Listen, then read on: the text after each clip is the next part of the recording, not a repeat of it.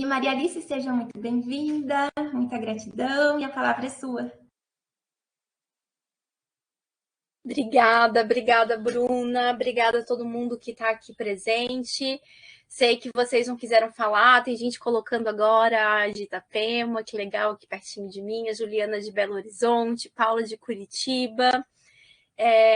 A ideia do grupo é que a gente possa interagir, então vou começar falando, falar um pouquinho da apresentação, mas a gente vai ter sempre o chat ali disponível e depois também, né, a ideia é eu falar mais ou menos por meia hora e a gente ter ainda um bom tempo para conversar.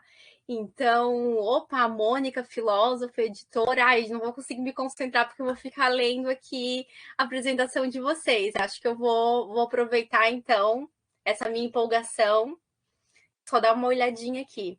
Renata de Urubici. Ai, um monte de gente de Santa Catarina, igual eu e a Flávia. Que legal, que legal. Gente, então vou me apresentar rapidinho e contar para vocês, assim, de uma maneira geral, como a gente pensou o grupo. Como hoje é o primeiro dia, né? Todos os dias a gente vai ter, então, a discussão de um capítulo de um livro.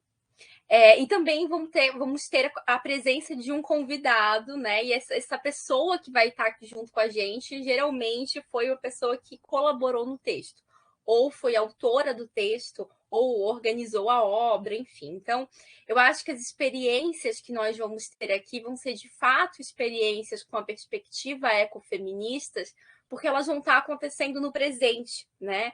A gente vai discutir temas e contextos presentes com pessoas que estão pesquisando o tema. Então, acho que isso vai ser algo bastante interessante e bem rico para todo mundo que estiver aqui. Então, as vagas foram limitadas para que a gente possa ter essa interação. Então, assim, a apresentação agora inicial, ela é para a gente lembrar, né, conceitos importantes, não assim deixar de perceber quais são os conceitos que a gente precisa ter em mente, mas o que vai realmente deixar a nossa experiência mais rica é a nossa interação, é a nossa troca.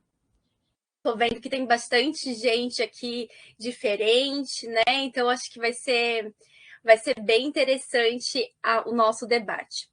Bom, eu sou professora de filosofia, como a Bruna falou, tenho uma plataforma de ensino digital, então há 2 anos, né, desde o início da pandemia, assim como todo mundo, tenho aprendido, né, como trabalhar por meio dessas novas tecnologias, sobretudo por meio das redes sociais também, tenho tentado usar o YouTube, o Instagram, né, para falar dos temas que eu estudo, mas para fazer filosofia de uma maneira geral. Eu acredito muito que a filosofia ela precisa ser feita a partir do nosso cotidiano, mas não de uma maneira simplista, né? De uma maneira complexa. Então, as coisas que nós vamos discutir aqui não são coisas que estão distantes de nós, né? São coisas que estão no nosso cotidiano. Mas diferente do olhar cotidiano que nós damos a ela, nós vamos aqui pensar de uma maneira mais complexa, né? Então, o olhar da filosofia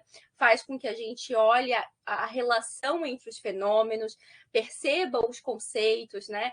Entenda como as coisas se dão, por que são assim, sobretudo como elas devem ser, da perspectiva da ética, de uma maneira mais consciente, né? Então, a filosofia traz essa consciência para a gente. A gente não só repete padrões e normatizações do que as coisas devem ser, nós estamos conscientes do porquê nós estamos estipulando normatizações, né? Então, essa é a diferenciação do estudo da filosofia na ética. Então, por que nós estudamos o comportamento na ética? É porque nós queremos dizer como agir, mas esse como agir, ele não por nada, né? Ele é justamente porque nós precisamos viver bem. Então, tem esse objetivo, tem esse propósito, que é um bem-estar comum, tem um valor embutido. Então, não é algo só descritivo, né?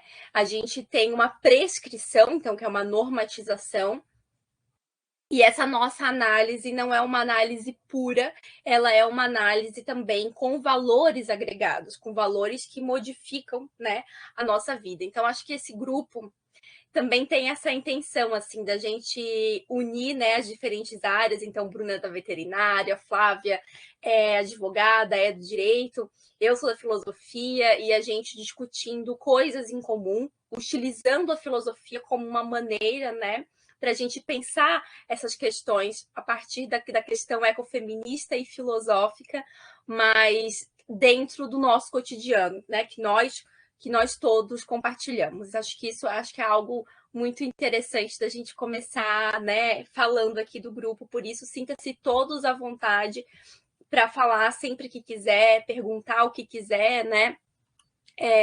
As meninas não me chamaram, né, por acaso. Eu gosto muito de ser professora, eu gosto muito de mostrar o que está por trás dos conceitos, o que está por trás da história. Então, quando eu pensei a metodologia para a gente trabalhar aqui nesse semestre, foi tudo muito bem pensado. E eu vou contar para vocês agora rapidamente essa construção que eu fiz para o grupo, tá?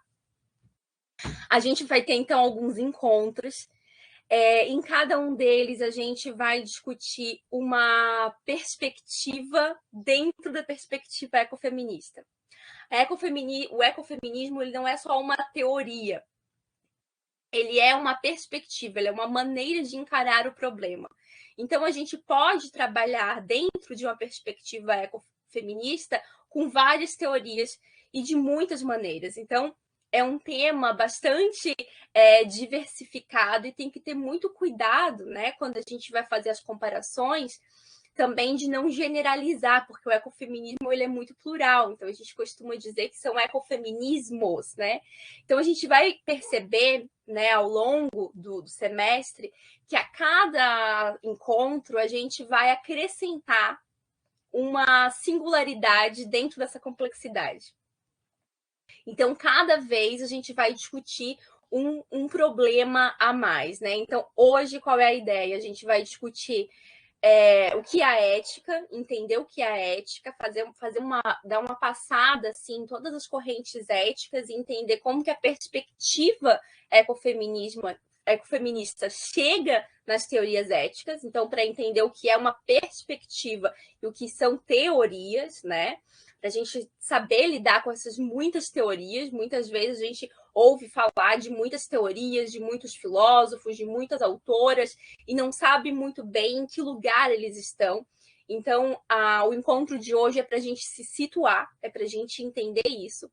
E nos próximos encontros, a gente vai discutir um dia a questão sobre alimentação, outro dia sobre o veganismo, outro dia sobre decolonialidade, outro dia sobre feminismo queer, outro dia sobre metodologia. Então, acho que os textos eles foram pensados para a gente ir aos poucos, né, aprimorando essa nossa visão sobre o ecofeminismo dentro dessa nossa experiência aqui do grupo de estudos, tá?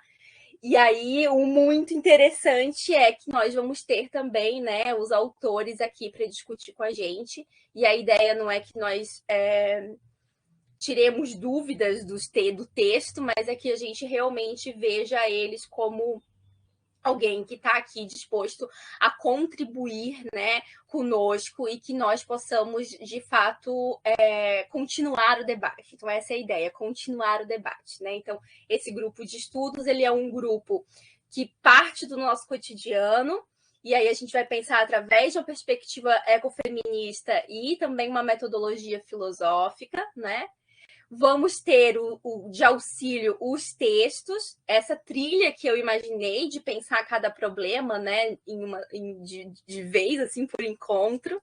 E também vamos ter, então, o apoio de muitos, né, participantes que convidados muito especiais que vão nos ajudar a pensar nisso. Então, às vezes, alguma questão que a gente não conseguiu resolver nessa semana, a gente guarda, na outra a gente discute com aquele convidado, aí aquele convidado acrescentou alguma coisa, a gente leva para o próximo encontro também, e assim a gente vai construindo, né, essa nossa teia de conhecimento a partir do nosso grupo. Então, eu estou muito feliz e muito entusiasmada, porque eu acho que a gente vai aprender muito, assim, vai ser uma maneira, né, de produzir conhecimento coletivo mesmo, né? Não só porque os textos são de muitas pessoas, né? Então a gente já está aqui estudando ecofeminismo a partir de um conhecimento coletivizado, né? Feito por muitas pessoas, mas também porque nós vamos discuti-las, né? E levar a sério dentro desse coletivo. Então acho que vai ser super interessante.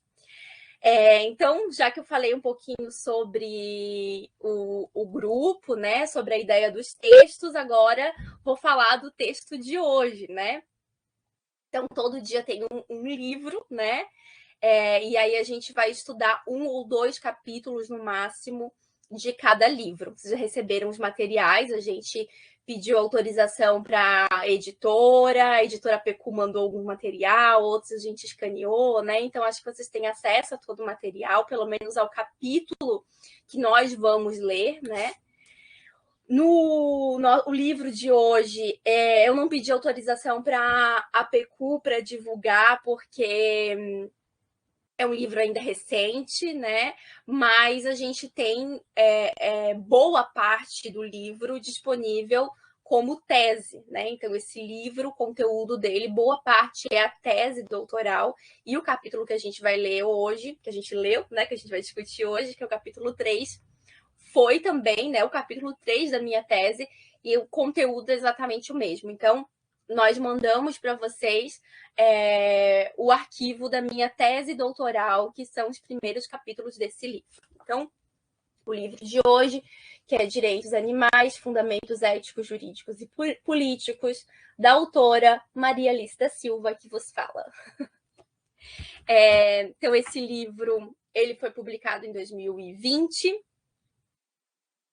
Ele é fruto, então, da minha tese doutoral, que foi publicada em março de 2018. Então, já estou fazendo 4 anos de boa parte, né, de aniversário de boa parte do que eu publiquei aqui.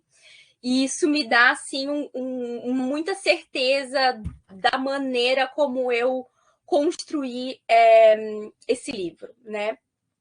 A maneira como eu construí esse livro, sobretudo o capítulo 3, né, que é o que a gente vai discutir hoje, tem a ver com a construção, para mim, enquanto pesquisadora e enquanto professora, de entender onde as perspectivas surgem. Então, o meu livro é um livro de direitos animais. Então, eu preciso...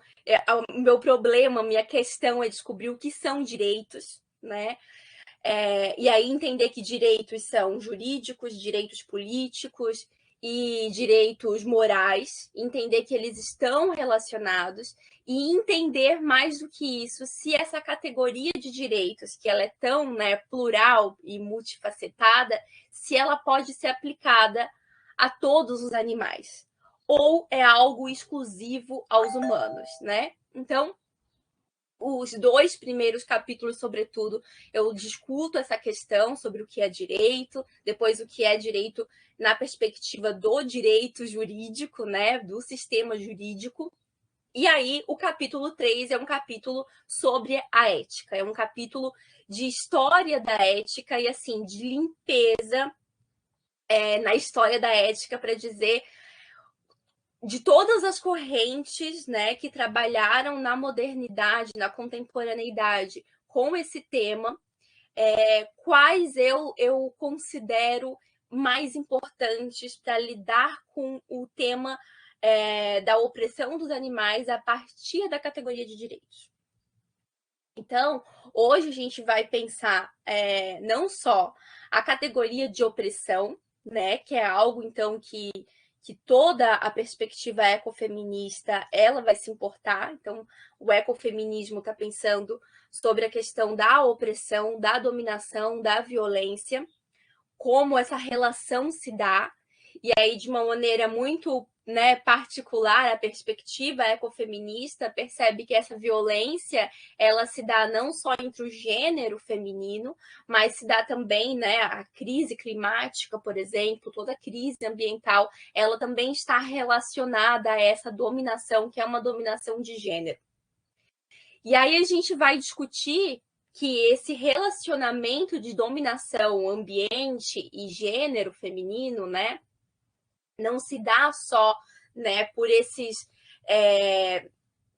dois marginais, né, esses dois que estão à margem, né, que são mulheres e meio ambiente, mas que muitos outros que são grupos oprimidos, muitos outros grupos oprimidos também sofrem dessa violência da mesma forma. Então, a gente consegue ampliar a categoria de ecofeminismo, a perspectiva ecofeminista, para entender a partir de uma lente que percebe a opressão que está relacionada não só entre meio ambiente e gênero, mas também raça,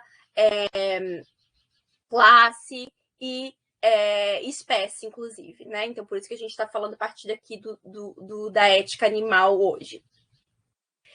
Então, para perceber como que o ecofeminismo chega, né, para a ética e vai dizer, olha, agora a gente vai, então, prescrever, lembra que eu estava dizendo para vocês, nós vamos prescrever, vamos dizer como as coisas devem ser dentro dessas teorias que já estão organizadas aí há muito tempo na filosofia ocidental, sobretudo, né?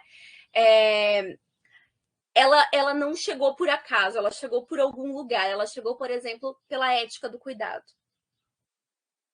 Mas para a gente chegar na ética do cuidado, a gente tem que entender como que o tema da opressão vem sido trabalhado na ética de uma maneira mais geral.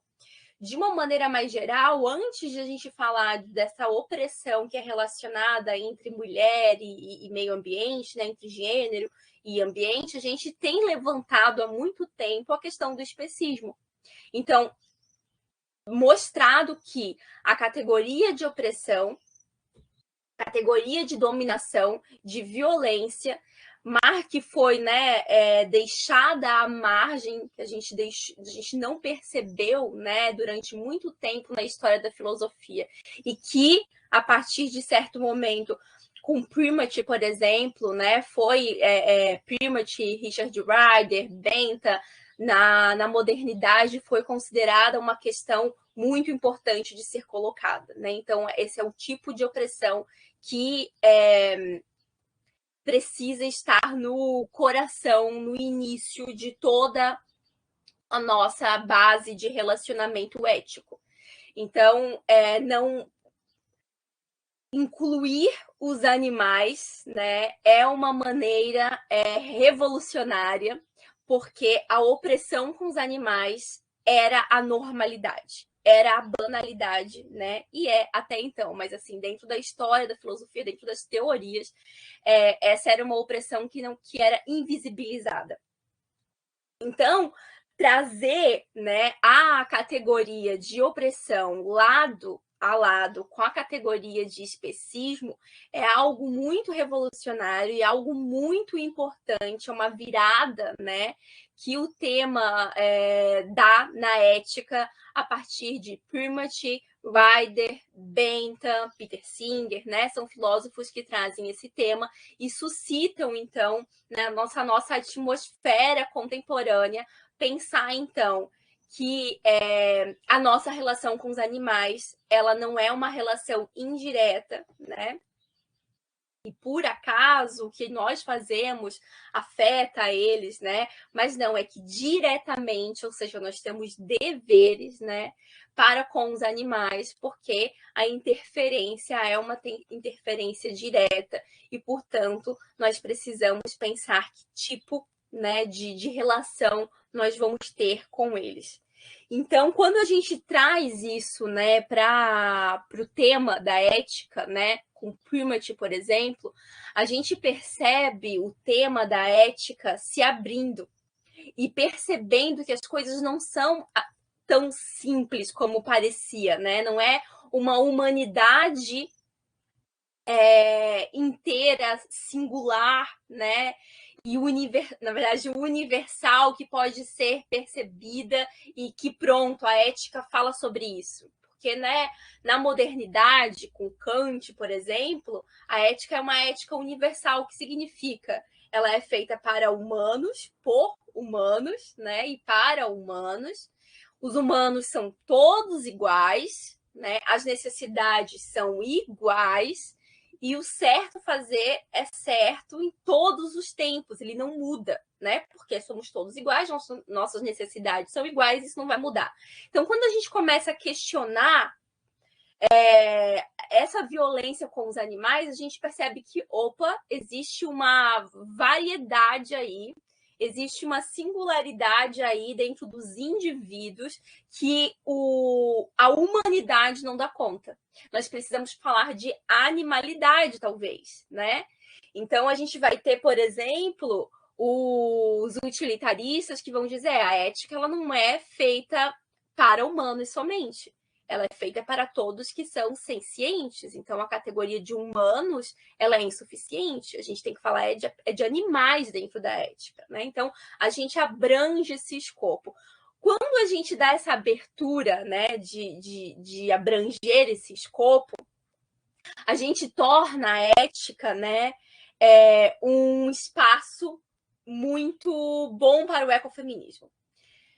Com isso, eu não estou dizendo que o ecofeminismo surge assim, tá? Como o meu livro é um livro que tá, então, pensando a temática da opressão e do especismo, eu enxergo o ecofeminismo também por essas lentes. Então, o ecofeminismo é uma lente, mas aqui eu também tenho uma outra lente, que é a lente do especismo, que é o que também me guia, né? Então, eu trouxe o ecofeminismo a partir desse olhar.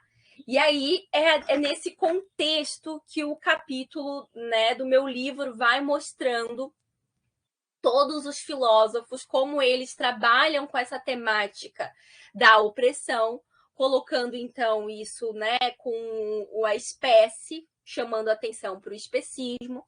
Aí a gente vai perceber que existe ainda, mesmo defendendo os animais, mesmo percebendo que a opressão aos animais, né, é uma violência que precisa ser defendida, a gente ainda está presa a uma categoria, a uma noção de ética muito estática.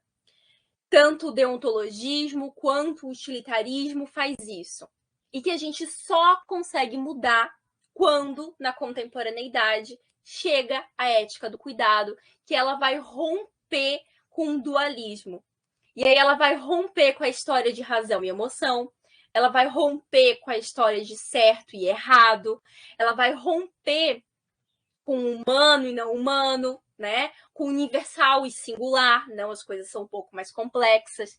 Então a gente começa com a ética do cuidado, né, a ter um solo ainda mais fértil para o ecofeminismo. Então, como eu conheci o ecofeminismo através da ética do cuidado, e aqui no livro, né, eu apresento o ecofeminismo a partir dessa vertente, mas existem outras filósofas, né, e filósofos que trabalham com o tema ecofeminista que não chegaram necessariamente através da ética do cuidado. A gente vai ver isso, né, no decorrer do semestre. Então, aqui eu queria deixar assim bem claro para vocês, né? Acho que todo mundo leu o texto, mas fazer assim essa explicação, né, com o nosso tema ecofeminismo, que aparece aqui no capítulo no final. E aí ele aparece no final porque eu vou dizer, olha, o ecofeminismo ele é uma perspectiva que nos ajuda, né, a entender melhor a ética do cuidado. E ele nos ajuda a romper, né, a lógica binária que existia nas éticas modernas, né, como na ética kantiana, que é a ética de Tom Regan, né, quando ele defende os animais, e a ética utilitarista do Peter Singer, ou a ética igualitarista, por exemplo, que é um tipo de ética também consequencialista, que pretende dar conta da universalidade. Então, eu começo o capítulo falando do Primate, dizendo que ele foi um filósofo revolucionário não só por trazer o tema opressão, e ele usa a categoria opressão e violência para os animais em 1700, né? Mas também porque ele disse que essa opressão ela é uma opressão sistêmica. E aí eu faço, né, no meu livro esse apanhado, né, essa comparação de dizer, olha que interessante que hoje, dentro da perspectiva ecofeminista, para a gente é muito interessante perceber que a opressão, a violência, ela de fato ela é sistêmica e é por isso que ela se dá em muitos níveis, né? E é por isso que ela é relacionada, correlacionada, né, em muitas violências, né? E aí, um dos meus trabalhos foi mostrar, né, essa importância de que, olha como o Primate em 1700, por exemplo, já tinha dado para a gente possibilidade de romper, né, a ética que tinha no momento, que era uma ética muito universalista, né? Muito também centrada na humanidade, para a gente perceber todas as questões que hoje a gente consegue, através do ecofeminismo, compilar, né, de uma maneira melhor. Então, o Richard Ryder, ele é um filósofo que leu o Primate. Infelizmente, ele não cita o Primate, né? Quem fez, assim, me ensinou, me mostrou isso foi a professora Sônia Felipe, e também o meu orientador, Oscar Horta, da espanhol. Ele conseguiu o livro do Primate para mim, é algo muito raro, muito difícil de encontrar. Poucos pesquisadores tiveram acesso ao Primate. A Sônia descobriu, o Oscar também sabia, e aí a gente... o que a Sônia me contou? Que o Richard Ryder, ele fez uma edição traduzida, né, para um inglês mais moderno da época dele, né? Porque ele veio 200 anos depois, 100 anos depois do Primate. Então, ele conseguiu republicar a obra do Primate e ele foi, né, um desses editores, mas ele nunca citou o Primate, de fato, em seus livros. Então, a gente sabe, depois, lendo Richard Ryder, que toda a noção de que o que é o especismo, né, que é esse preconceito, essa opressão contra a espécie, essa exclusão, né, normativa, ética, e que para mudar isso a gente precisa, então, de uma revolução, e que essa revolução tem que ser uma revolução social para pensar as opressões, tudo isso já estava lá no Primate, mas infelizmente o Ryder não fez essa citação, né? Então, quando a gente fala o termo especismo, que é esse preconceito, né, contra a espécie, geralmente a gente lembra apenas do Richard Ryder, porque foi ele quem deu esse nome. Mas a maneira de explicar, né, o que é especismo já estava no Primate muitos anos antes. Então, o capítulo começa mostrando isso, né? Deixa eu abrir aqui para vocês, e aí depois eu falo, então, da diferença entre defender os animais dentro do deontologismo e dentro do utilitarismo, né? Então, com Tom Regan ou com Peter Singer. Então, eles têm suas diferenças de uma maneira muito geral, acho que vale a pena já eu falar aqui para vocês. Depois a gente pode discutir isso um pouco mais. O deontologismo é um tipo de corrente, então, que acredita que o certo fazer é sempre por dever, né? Não vai mudar, dependente da consequência, dependendo do tempo, dependendo da pessoa, dependendo da minha preferência, nada disso muda o que é certo fazer. Então, o que é certo fazer é uma premissa universal, né? Todos nós sabemos, e aí cada teoria tem o seu princípio para extrair o que é certo fazer. Com o Tom Regan, que então ele é um neocantiano, né? Ele vai usar o conceito de dignidade que Kant trabalhou para os humanos, vai dizer que esse conceito de dignidade, na verdade, se aplica a todos os animais, porque todos os animais são sujeitos de uma vida. E é esse ser sujeito, ser dono da sua vida, da sua vontade, né? De escolher o que comer, escolher o que fazer de uma maneira subjetiva, que é o que dá, então, essa ideia de dignidade. E é o que faz, então, que nós tenhamos dever, né, de respeitar sempre os animais e fazer o que é certo, então, né, por respeito a eles. Então, a gente tem aqui essa caracterização moderna, né, do deontologismo. E aí a gente tem o utilitarismo, que é uma corrente consequencialista. Ela é uma corrente da modernidade, então ele tem uma maneira ontológica universalista também. Então a gente trabalha de uma maneira racional, assim como em Kant, no deontologismo a gente tem um elemento da razão operando, né? É certo ou errado também, nós precisamos chegar numa fórmula, num cálculo. Então, diferente do deontologismo, a gente não tem já pré-estabelecido o que é certo fazer. A gente sabe o que é certo fazer aplicando o princípio, analisando a consequência. Então, por isso que é uma teoria consequencialista, né? E aí o princípio é o princípio da utilidade, maximizar, né, o bem-estar geral da maioria dos participantes, né, de quem tem a preferência, no caso do Peter Singer, de todo mundo que possui preferência. Cada teoria tem a sua diferença, mas assim, de uma maneira geral, a gente vai maximizar o bem-estar geral, ou seja, a gente vai perceber que todo mundo vale um, ninguém vale mais do que um e nem menos do que um, né? Ou seja, a gente não vai minha mãe, né, ou meu marido não vale mais do que alguém que mora lá na China, né? No meu cálculo moral, isso não faz diferença. Assim como não faz diferença ser meu marido ou ser um cachorro na China também, né? A espécie também não nos torna diferente, todo mundo vale um. Então, a ética vira um cálculo racional.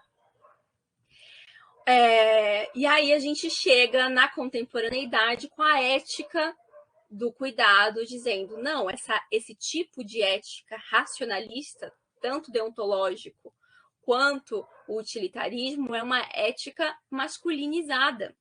É uma ética, né, pensada de uma maneira que os homens operam. Não é assim que realmente a ética funciona.